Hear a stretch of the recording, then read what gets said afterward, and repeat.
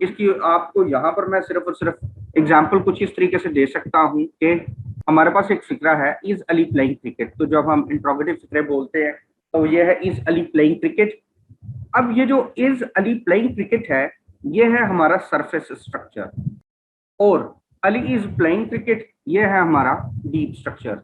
अब deep structure में ऐसे ही फिक्रा बना था कि अली इज प्लेइंग क्रिकेट।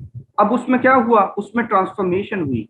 ये इज जो है वो मूव करके अली से पहले आ गया, और जैसे कि ऊपर वाला फिक्रा बना है, is Ali playing cricket. Basically is की जगह क्या है, ये यहाँ पर ब्रैकेट्स के अंदर मौजूद है। अब यहां से ये उठ के मूव करके पहले चला गया है, तो जब ये पहले चला गया है तो फिर ये इसका सरफेस स्ट्रक्चर हमारे सामने आया है, जो कि हम बोलते हैं इज अली प्लेइंग क्रिकेट। लेकिन हकीकी मानों में ये क्या है, अली इज प्लेइंग क्रिकेट। तो अब हुआ क्या, ये देखें, ट्रांसफॉर्मेशन फंक्शंस, ट्रांसफॉर्मेशन हुई है, मूवमेंट हुई है, functions as a link between the deep structure of sentences and their surface structure। तो ट्रांसफॉर्मेशन फंक्शन करती है डीप स्ट्रक्चर और सरफेस स्ट्रक्चर के दरमियान एक लिंक के तौर पर। तो वो यही कह रहा है, transformation functions as a link between the deep structure of sentences and their surface structures. तो यही वो कह रहा था। तो कंसिडर द फॉलोइंग एग्जांपल्स। अब ये जो नीचे जो एग्जांपल्स दी गई हैं ये किताब की एग्जांपल्स हैं। अब किताब की एग्जांपल में सिर्फ और सिर्फ सरफेस स्ट्रक्चर और डीप स्ट्रक्चर में यही फर्क है कि जो हम बोलते हैं और जो हम लिखते हैं वो सरफेस स्ट्रक्चर है, और जो उसका हम मीनिंग लेते हैं वो डीप स्ट्रक्चर है। लेकिन हकीकत में ऐसा नहीं है। हकीकत में डीप स्ट्रक्चर वो है जो हमारे फिक्रे के अंदर, हमारे दिमाग के अंदर ओरिजिनल ओरिजिनल लेयर पड़ी होती है, और फिर उस ओरिजिनल लेयर के अंदर तब्दीली आती है, और वो जब तब्दील होता है तो वो फिर सरफेस स्ट्रक्चर हमारे सामने आता है। अब इसमें यह भी बोला जा सकता है कि डीप स्ट्रक्चर और सरफेस स्ट्रक्चर सेम भी हो सकते हैं, डीप स्ट्रक्चर और सरफेस स्ट्रक्चर सेम भी हो सकते हैं, लेकिन ज्यादातर क्या होता है कि जो डीप स्ट्रक्चर में फिक्रा बनता है उसके अंदर तब्दीलियां होती हैं, उसके अंदर ट्रांसफॉर्मेशन और मूवमेंट जो है वो फंक्शन करती है, और फिर उसकी एक तब्दील शुदा फॉर्म जो है वो हमें सरफेस स्ट्रक्चर के तौर पर मिलती है, जिसकी मिसाल ये ऊपर मौजूद है, इज अली प्लेइंग क्रिकेट। अब हमने किताब पे स्टिक करना है, तो किताब के अंदर जो है वो देखते हैं इंग्लिश लैंग्वेज का जो फिक्रा है जी हमारे सामने सरफेस स्ट्रक्चर है। Visiting doctors can be a nuisance. तो ये किताब कहती है कि डीप स्ट्रक्चर वो है कि सिर्फ जो हम मीनिंग समझते हैं। तो अब उसके एतबार से देखते हैं कि इसके दो मीनिंग बन रहे हैं कि we visit doctors, it can be a nuisance, हम डॉक्टर को मिलने जाते हैं तो बड़ा आवाजारी वाला काम है। दूसरा इसका मतलब ये हो सकता है डॉक्टर्स विजिट अस, डॉक्टर हमें मिलने आते हैं, दे कैन बी न्यूजेंस, वो बहुत आवाजारी होते हैं। इसी तरीके से अब हिंदी उर्दू का फिक्र ले लेते हैं, रोको मत जाने दो जी। एक इसका मतलब बनता है रोको मत, डोंट स्टॉप, रोको मत, जाने दो, लेट हिम गो, इसको जाने दो। दूसरा इसका मतलब बनता है रोको, स्टॉप, मत जाने दो, do not let him go. तो ये कहता है कि ये जो हम मतलब अपने दिमाग में हम ले रहे हैं ये डीप स्ट्रक्चर है। A crucial problem arises in stating the relationship of deep structure to surface structure और vice versa. The term transformational will be used to refer to the relationship. The transformational relationship between deep and surface structures and the transformations that relate the two kinds of structures can be illustrated by reference to the sentences given earlier. The sentence, the old man fell down, is derived from a deep structure presented schematically as follows. अच्छा जी, अब ये जो पूरा paragraph है इसके अंदर कोई ऐसी खास बात नहीं है, तो वो सिर्फ इतने बता रहा है कि एक क्रूशियल प्रॉब्लम अराइजेस, उठती है, इन स्टेटिंग, बयान करने में, the relationship of deep structure to surface structure, कि सरफेस का और डीप के साथ क्या ताल्लुक है, उसको स्टेट करने में एक प्रॉब्लम ये है।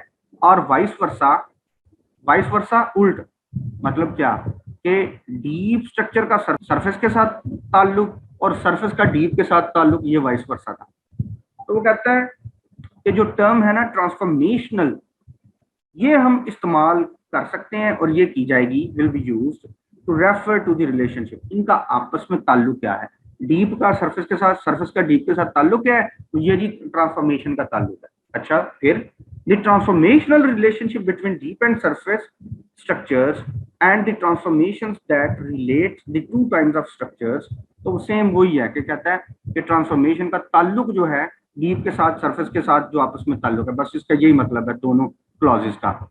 ये आगे वाली भी, transformations that relate the two kinds of structure can be illustrated, वो हम इलस्ट्रेट करने लगे हैं, वो हम वजाहत करने लगे हैं by reference to the sentences given earlier. वो जो हमने ऊपर सेंटेंसेस बयान किए हैं वो क्लियर हो जाते हैं उससे। ये जो visiting doctors can be a nuisance, visiting doctors can be a nuisance, visiting doctor can be a nuisance, इससे हम जो है इलेबोरेट कर सकते हैं। नहीं, आगे देखते हैं, इससे भी थोड़ा सा पता चल जाएगा अगले फिक्रे से। अब हमारे पास एक फिक्रा है, the old man fell down. तो मतलब क्या, बाबा जी डिग पे। अच्छा, is derived from a deep structure presented schematically as follows. तो कहता है ये कहां से मिला है? हमारे दिमाग में एक फिक्रा पड़ा हुआ है, द मैन फेल डाउन, ठीक हो गया, एक फिक्रा हमारे पास ये पड़ा हुआ है। दूसरा हमारे पास द मैन वॉज ओल्ड। अब ये जुड़े हैं तो फिक्रा बन गया है the old man fell down. तो हमारे डीप स्ट्रक्चर में ये था, और सरफेस स्ट्रक्चर में क्या आया, the old man fell down. तो इसी को कहते हैं ट्रांसफॉर्मेशन। तो ये ट्रांसफॉर्मेशन जो है वो लिंक है डीप स्ट्रक्चर और सरफेस स्ट्रक्चर के दरमियान। अब आगे जी, इस कॉन्सेप्ट को पेश करने वाला Noam Chomsky. According to Noam Chomsky, the deep structure of a sentence is the abstract underlying form. तो नोम चॉम्स्की के मुताबिक डीप स्ट्रक्चर क्या है कि जो एब्स्ट्रैक्ट अंडरलाइंग पड़ी हुई फॉर्म होती है, किस्म होती है किसी भी फिक्रे की, which determines the meaning of sentence, और जो के सेंटेंस के मीनिंग को डिटरमिन करता है। वो कहता है the surface structure of sentence is the actual organisation of the physical signal into phrases of varying size। तो कहता है सरफेस स्ट्रक्चर क्या है, वो एक्चुअल ऑर्गेनाइजेशन जो एक्चुअली हकीकत में हम जोड़ते हैं फिक्रे को, of the physical signal, physically सामने रख के, इनटू फ्रेजेस, मुख्तलिफ फ्रेजेस के अंदर। और फ्रेजेस का साइज क्या होता है, varying size, different different size होते हैं फ्रेजेस के।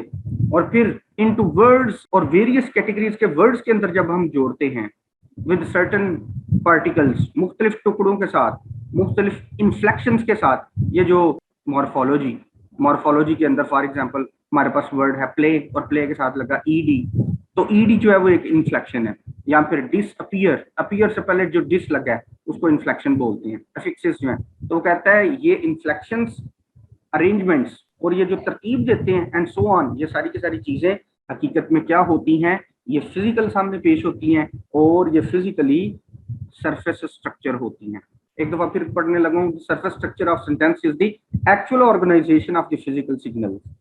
तो जो एक्चुअली फिक्रे होते हैं हमारे सामने इनटू फ्रेजेस की शक्ल में of various size, into words of various categories, तो मुख्तलिफ कैटेगरीज के वर्ड्स की सूरत में, विद सर्टन पार्टिकल्स, मुख्तलिफ टुकड़ों की सूरत में, इन्फ्लेक्शंस की सूरत में, अरेंजमेंट तरतीब की सूरत में, सिंटैक्स की सूरत में, एंड सो ऑन। तो चॉम्स्की कहता है इन सब चीजों को सरफेस स्ट्रक्चर बोलते हैं। अकॉर्डिंग टू दिस बुक ये था कॉन्सेप्ट सरफेस स्ट्रक्चर और डीप स्ट्रक्चर।